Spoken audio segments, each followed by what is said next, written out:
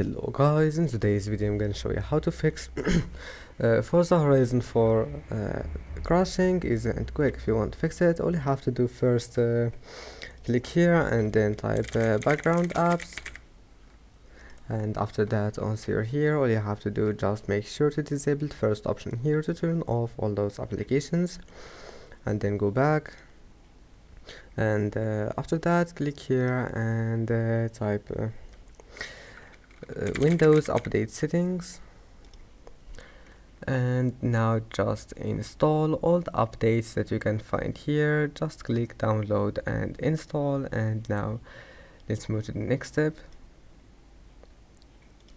Now type here Task Manager, and before that just restart your PC, and after restarting your PC come back here and then click memory to see applications that takes your memory, and that's it. Just turn off and close all the applications that you don't need. Right click and click end, and that's it. I hope that can help you. Don't forget to like and subscribe, and see you in the next video.